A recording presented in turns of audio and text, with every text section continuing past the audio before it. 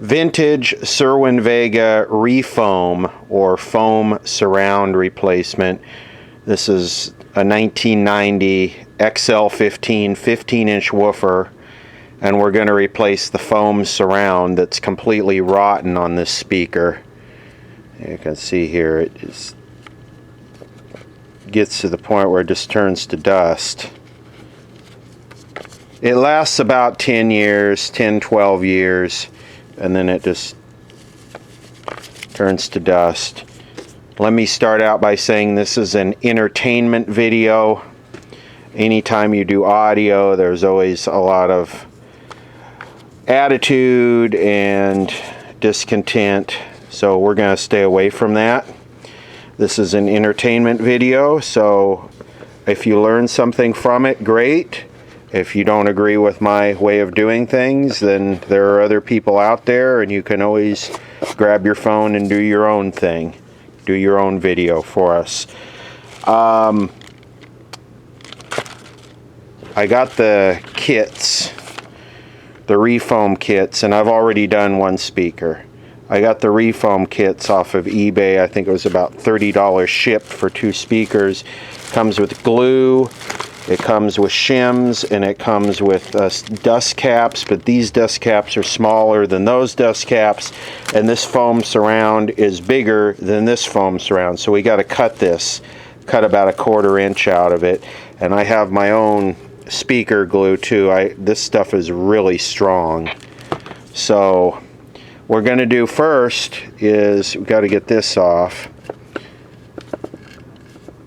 And cleanliness is king here. We don't want to remove the dust cover until we get this all cleaned and all scraped, and the foam surround glued down around the paper edge.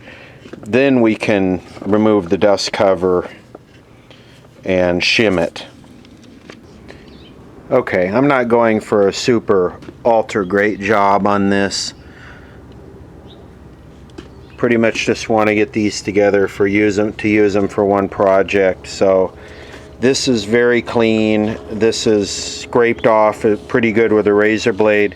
I could use some lacquer thinner, some acetone to make it spotless, but it'll take the paint off too, so I'm not going to screw with that. So if we lay this out,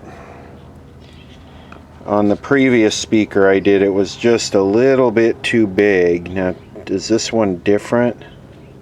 This one actually looks like it's sized up to fit.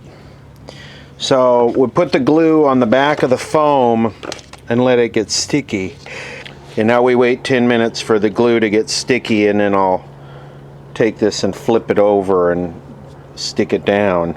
And here we go again. Suddenly, as soon as I get the glue on, it's too big. So I'm going to have to cut it down. I'm going to cut 1/4 inch off of it. I hate having to do that, but I don't know of any other way. Okay. The ring is just about, the foam is just about dried to the cone. So now the trick is just to get just as minimum. Like I say, you can rip this off and replace it, but since the dust covers they sent me are smaller, I'm just going to do this, and then I'm going to work my shims in through this little hole here. The shims are in. I glued my cut. It's not pretty. I don't care if this is pretty. Just want it to work. I'll let this dry and kind of settle in for couple hours, and then we'll glue the outside down. This has been drying for a couple hours. Now what I'm going to do is I'm going to put the glue around the lip here. We'll let that set up a little bit, then we'll stick it down. Alright, so I've got it up and down. I've got it about right so the foam is not tilted. Now what I'm going to do is I'm going to just pop this on it. I'm going to flip it over on a flat surface and put a bunch of weight on the back of it. Hopefully that's not too much weight. It should be good though.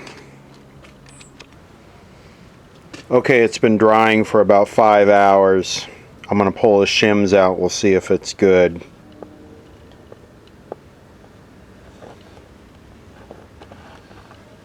Okay, this is good. I know you can't see it moving there, but I'm moving it quite a bit, and it's good. It's not rubbing.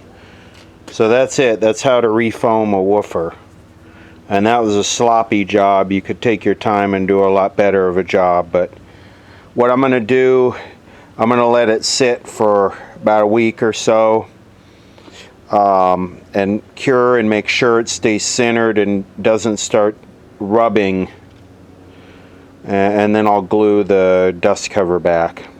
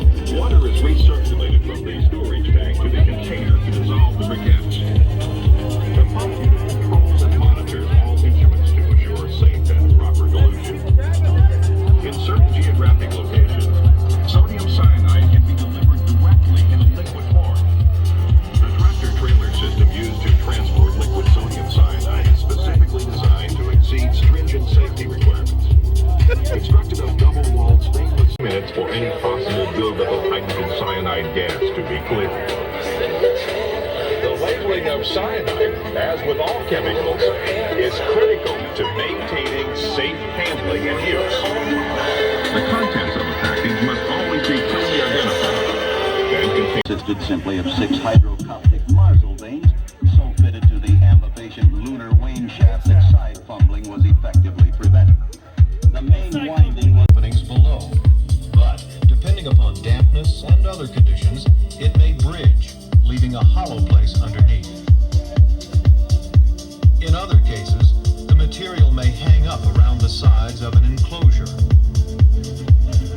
At any moment, the material... Short exposure to silica-laden dust produces minimal damage to lung tissue. The longer you work in dusty conditions, the greater the damage. The relationship between the amount of respirable free silica in the air you breathe and the length of time you spend in these dusty conditions. Never heat the car while you're unloading or you'll damage the inside lining. Most of your accidents happen when you unload, so watch how we do it. There's 2 ways to unload. From the bottom, from the top. Bottom unloading is simple. The caustic comes out of the bottom discharge valve and you pump it into the storage tanks. This is pretty much the same for you guys who unload trucks.